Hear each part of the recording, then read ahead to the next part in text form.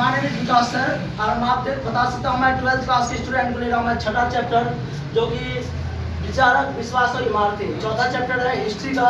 और आपको 12वीं क्लास में इस चैप्टर में से ज़्यादातर जो है 15 नंबर के क्वेश्चन पूछे जाते हैं, 10 नंबर के क्वेश्चन पूछे जाते हैं।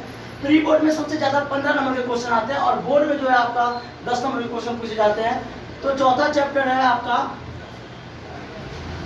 चौथा चैप्टर है विचारक, विश्वास और इमारतें। ये हमारे 12th क्लास का जो इंपॉर्टेंट चैप्टर मैं आपको कुछ बता रहा हूँ गौतम बुद्ध के बारे में। पहला देखते हैं इसमें विचारक, विश्वास और इमारतें। इमारतें मतलब होता है स्तूप। जो प्राचीन काल में बहुत सारे स्तूप हुआ करते थे, कुछ महलें होते थे, कुछ इमारतें होते थे। तो इसमें सबसे पहले जानते हैं हम कि इसमें होता क्या था, उनका कैसे रख रखाव होता था, कैसे उनके स्ट्रक्चर्स ऑफ मूवमेंट होते थे, जो उसका मूवमेंट होता था, रखने का जो क्षेत्रफल होता था, उनका जो उनका तरीका था वो अलग अलग था। आपको मैं सबसे पहले बताता हूँ कि विचारक क्या होता है। विचारक होता है मतलब थॉट्स करने वाला, जो इसमें समझने वाले व्यक्ति होते थे, जो विचार करते थे। सबसे पहले हम देखते हैं जैसे गौतम बुद्ध के बारे में। गौतम बुद्ध का जन्म हुआ था नेपाल के लुम्बिनी गांव में 563 ईसा पूर्व में। मैं आपको बताता हूँ कि गौतम बुद्ध जो थे,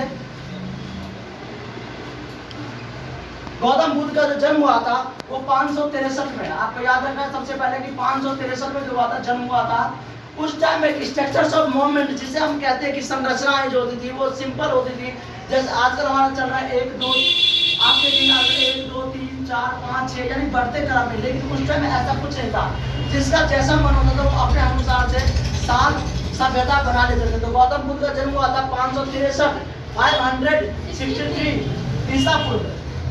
ईसा पूर्व का मतलब होता है आपका, ईसा पूर्व जो जिसे कहा गया आपका, जो ईसा मसीह के जन्म से पहले और ईसा पूर्व, ईसा मसीह के जन्म के बाद।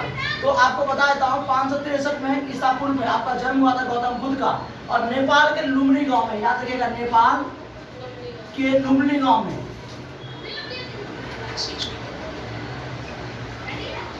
नेपाल के लुम्बिनी गांव में आपको बताता हूँ गौतम बुद्ध का जन्म हुआ था नेपाल के लुम्बिनी गांव में। और गौतम बुद्ध शुरू से ही सुख सुविधा में डूबे रहे। उनके पास किसी प्रकार की कोई समस्या नहीं थी। गौतम बुद्ध के पिताजी काफी अमीर रईस परिवार के थे।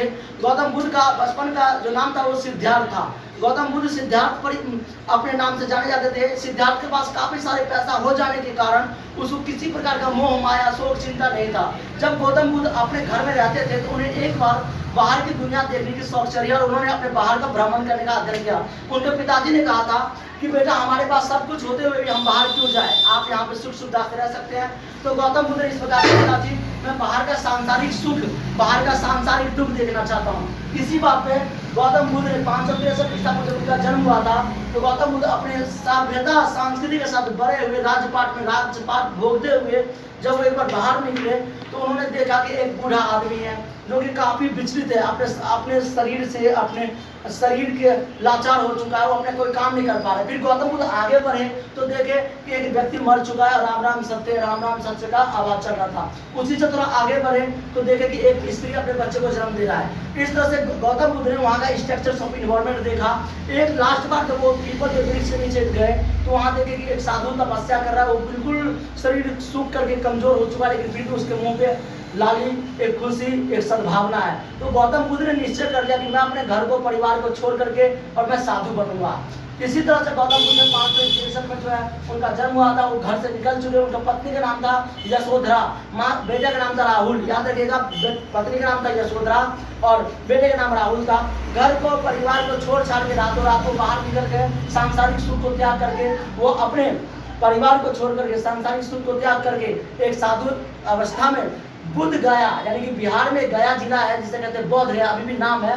बिहार के बौद्ध गया में एक पीपल वृक्ष के नीचे उन्होंने ज्ञान का अध्ययन किया। और गौतम बुद्ध ने लगभग 463 ईसा पूर्व, 463 यानी कि 443 अपने उन्होंने शरीर को त्याग दिया था। और उन्होंने शरीर कहाँ पे त्यागा था?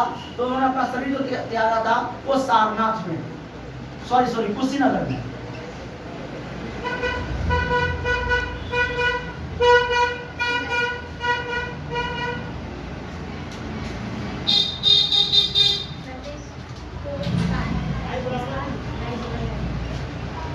तो गौतम बुद्ध ने अपना शरीर कुशीनगर में त्याग दिया था। गौतम बुद्ध बचपन से ही स्वाभाविक व्यक्ति माने जाते थे। गौतम बुद्ध अपने आध्यात्मिक विचारों के साथ साथ मानव सभ्यता, सांस्कृतिक सभ्यता पर विशेष ध्यान देना चाहते थे। 4 जगह के नाम बता रहा हूँ, आपको याद रखना पड़ेगा। पहला उन्होंने उनका जन्म हुआ था नेपाल के लुम्बिनी गांव में, याद रखिएगा नेपाल के लुम्बिनी गांव में जन्म हुआ था। दूसरा, उन्होंने जो शरीर को त्यागा था वो त्यागा था कुशीनगर में, यानी याद रखना कुशीनगर ये जगह का नाम है। तीसरा, उन्होंने ज्ञान की प्राप्ति की थी बौद्ध गया में, जो कि बौद्ध गया के नाम से जानता है। गया जिला है बिहार में, गया के अंदर, और एक पीपल के वृक्ष के नीचे बौद्ध गया, अभी भी गया जिला को सर्वश्रेष्ठ माना जाता है। उसी के बाद उन्होंने पहला उपदेश दिया था। बौद्ध गया के बाद उन्होंने अपना शरीर जो पहला उपदेश दिया था वो कहाँ दिया था, तो सारनाथ में। सारनाथ जो कि अभी भी बिहार से कुछ क्षेत्र आगे चल करके जो है वो चलता है। तो गौतम बुद्ध सबसे सर्वश्रेष्ठ व्यक्ति माने जाते थे, और गौतम बुद्ध ने अपना आध्यात्मिक विचारों के आधार पर ज्ञान की प्राप्ति की। गौतम बुद्ध ने 5 शिक्षाएं दी थी लोगों को कि आप चोरी मत करो, चोरी ना करना, झूठ ना बोलना, सत्य की राह पर चलना, वृक्ष की किसी प्रकार की अहिंसा ना करना, यानी कि किसी जो पेड़ काट देते, पक्षी मार देते, जानवरों को मार देते, यानी अहिंसा ना करना। उसके बाद सत्य की मार्ग को समय के आधार पे माने रखना। ठीक है, ये गौतम बुद्ध के बारे में थे, और यहीं से हम आगे चालू करेंगे बौद्ध धर्म के बाद। Thank you.